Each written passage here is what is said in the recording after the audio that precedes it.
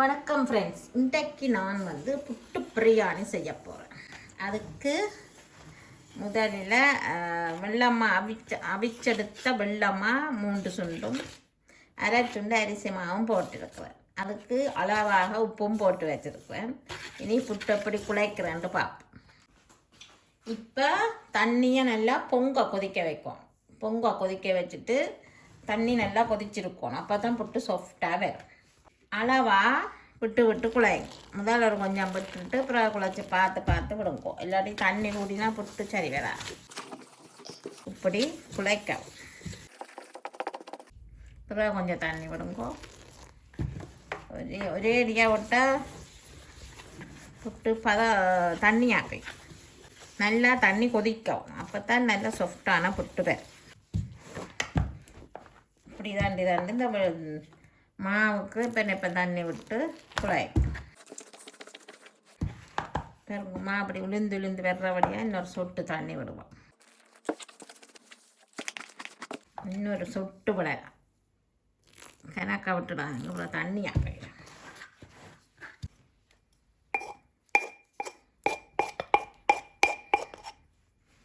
இப்போ இந்த பேணி கை சுடும் தானே, பேணி அடியால் இப்படி தான் இருக்கும்.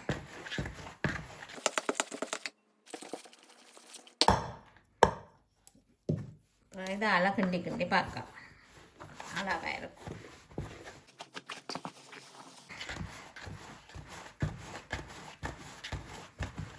இப்போ தண்ணி இருக்க கையால் கிளறி விடும்.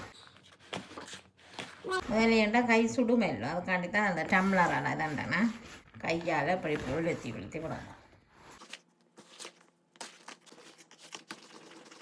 பிரியாணிக்கு தானே கொஞ்சம் புட்டு பெருசானுண்டா நல்லா இருக்கு. அதனால் கொஞ்சம் உருட்டி விடணும் வடிவா. பிறகு கொத்தம் இந்த இதால் இனி கொத்துங்க. புட்டு கொத்துறான்னு சொல்லுவாரு. இப்படி தான் கொத்துறாரு. ஊரில் காக்கத்து பணியால் கொத்துறாது, நான் இந்த டம்ளரால் கொத்துறேன். பிரியாணி அந்த வழியாக அதுக்கு தேங்காய்ப்பு போட தேவையில்லை. மெற்ற புட்டுண்டா தேங்காய்ப்பு போடணும்.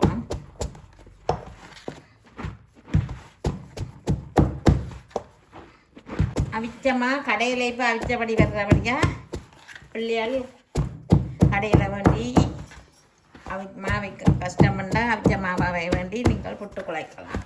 கட்டாயம் அவிச்ச தான் புட்டுக்கு பாவிக்கலாம்.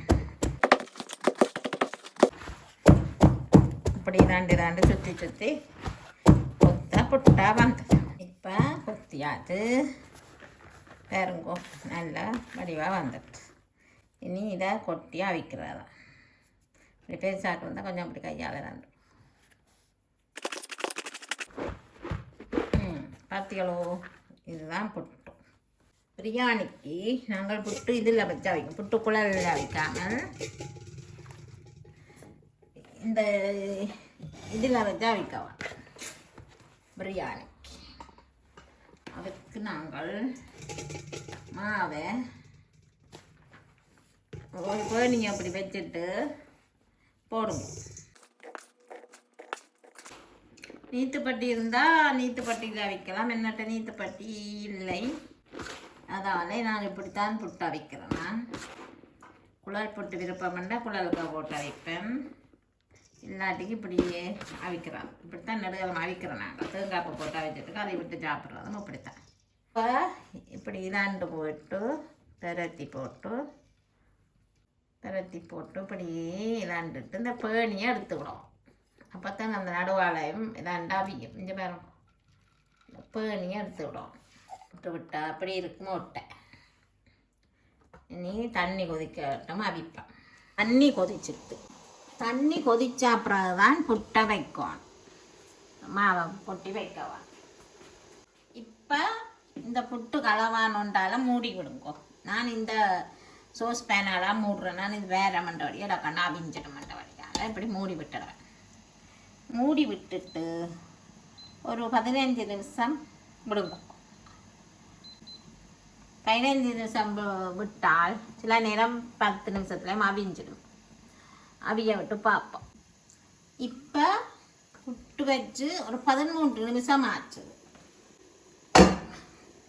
இப்போ நான் அவிஞ்சிட்டோண்டு பார்ப்பேன். அவிஞ்சிட்டோண்டு பார்க்குறது அவிஞ்சிட்டு நல்லா அவிஞ்சிட்டு இங்கே வேறு அவிஞ்சிட்டு போட்டு இனி உராக்குவோம். உராக்கி புட்டு சட்டியில் கொட்டுவோம். பிறகு புட்டை கொட்டி போட்டு இப்படி இப்படி கிளறி விடுங்க. உதிரியாக வர வேணும். அப்போ தான் பிரியாணிக்கு நல்லா இருக்கு. இப்படி கிளறி விடுங்க. இப்படி சுற்றி இப்படி கரண்டியால் இதாண்டா இப்படி கிளறி இங்கே பாருங்க உதிர்ந்து வந்துருக்கு. இனி இதுக்கெல்லாம் பொரித்து போட்டு கிளறாதானே. கிளறினா புட்டு பிரியாணி. புட்டு பிரியாணிக்கு நாங்கள் முதல்ல உருளைக்கிழங்க இப்படி சின்ன வெட்டி இங்கே பாருங்க இப்படி சின்ன மெல்லிஸாக இப்படி சின்ன வெட்டி போட்டு இப்படி சொட்டு உப்பும் போட்டு பிரட்டி போட்டு பொரிக்க விடவேன். இப்போ உருளைக்கிழங்க போடுவோம். உருளைக்கிழங்க பொரிச்செடுத்துட்டு பார்ப்போம். அதே போல் கத்தரிக்காயையும் இப்படி சின்ன வட்டி கொஞ்சம் உப்புத்தூள் போட்டு பொரிச்செடுப்பேன். அதே போல் கத்தரிக்காய் பொரியுது. இப்போ இறாலுக்கு கொஞ்சம் மிளகுத்தூள் போடுங்க. அதே போல் இறாலுக்கு சொட்டு உப்பும் போட்டுட்டு அதையும் பிரட்டி போட்டு அதையும் பொரிச்செடுக்கலாம். இப்போ பாருங்கோ உருளைக்கிழங்கு இறால் கத்தரிக்காய் பொரிச்செடுத்து வச்சு இவ்வளோ தான் பொரிச்செடுக்கிறது. மற்றது மிச்சம் என்னன்னு பார்ப்போம். புட்டு பிரியாணிக்கு என்ன செய்வோம்னு பார்க்கலாம். இதுக்கு நான் நல்லெண்ணெய் தான் விடுறேன். நல்லெண்ணெய் கொஞ்சம் விடலாம். எண்ணெய் கொதிக்க வெங்காயம் கருவேப்பிலை போடும். வெங்காயம் கருவேப்பிலை இப்போ இதுக்கு கொஞ்சம் பெருங்காயத்தூள் போடுவோம். ஏனெண்டா மிரக்கறிகள் கூட போடுறபடியாக கொஞ்சம் பெருங்காயத்தூள் போடும். கேரட் அதையும் கொட்டி பார்ப்போம். கேரட் திருவிழாவாகியே திருவி வச்சு கேரட்டுக்கு இப்போ உப்பு போடுவோம்.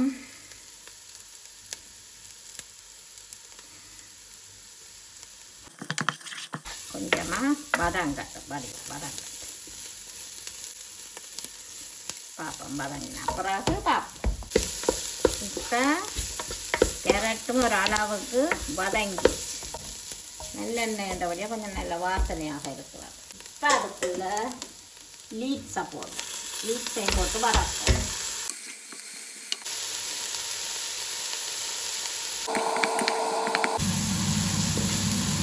இப்போ லீட்ஸும் கேரட்டும் நல்லா வதங்கி இப்போ பொரித்து வச்ச உருளைக்கிழங்கு கத்தரிக்காய் இறால் அதை எல்லாத்தையும் போடும். அதுக்குள்ளேயே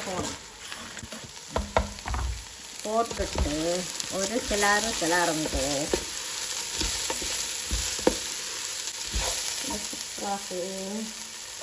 இப்போ உங்களோட உரைப்புக்கு தேவையான அளவு போடலாம். கிணக்க போடக்கூடாது. ஏன்னா கொஞ்சம் உரைப்பு இல்லாமல் இருக்கும்.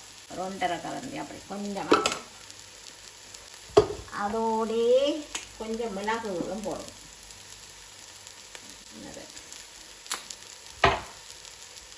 அதோடே அளவுக்கு உப்பு போடுங்க. உப்பு போட்டு நல்லா கிளறி போட்டு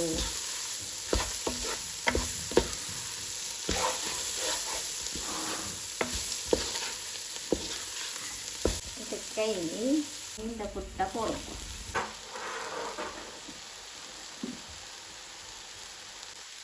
புட்டை போட்டு நல்லா கிளறாகும். எல்லாம் கிளறி ஒன்று சேர்ந்தா புட்டு பிரியாணி ரெடி ஆயிடும். இது கறி இல்லாமலும் சாப்பிடலாம், கறியிலையும் சாப்பிடலாம். அவ்வளோ டேஸ்டாக இருக்கும். பார்த்தீங்களோ, புட்டு பிரியாணி ரெடி ஆயிடுச்சு. டேஸ்ட் பண்ணி பார்ப்போம் என்ன சொல்லுதான்ட்டு பார்ப்போம். உப்பு காணுமோன்ட்டு பார்ப்போம். நல்ல சுவையாக இருக்கிறது. உப்பு எல்லாம் கணக்கு நல்ல டேஸ்டாக இருக்கும். சாப்பிடணும் போலவே இருக்கு. மிகவும் சுவையான புட்டு பிரியாணி தயாராகிவிட்டது. இதே போல் நீங்களும் செய்து பாருங்கள். நன்றி, வணக்கம்.